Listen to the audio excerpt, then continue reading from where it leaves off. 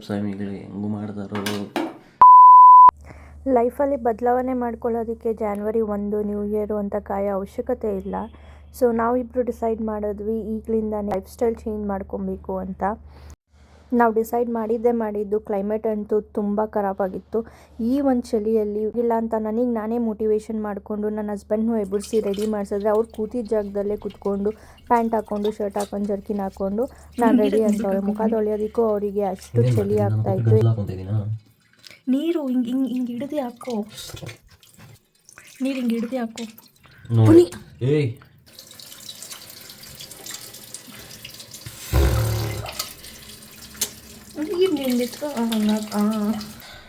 ಈ ತಣ್ಣೀರಾಗ ಸ್ನಾನ ಮಾಡ್ತಾರಲ್ಲ ಸ್ವಾಮಿ ಅಯ್ಯಪ್ಪ ಸ್ವಾಮಿಗಳು ಹೆಂಗೂ ಮಾಡ್ತಾರೋ.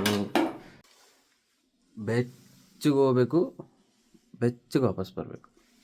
ವರ್ಕೌಟು, ಡಯಟು ಮತ್ತು ಟ್ರಾವೆಲ್ ವ್ಲಾಗ್ಸ್ಗೆ ನಮ್ಮ ಚಾನಲ್ನ ಸಬ್ಸ್ಕ್ರೈಬ್ ಮಾಡ್ಕೊಳ್ಳಿ.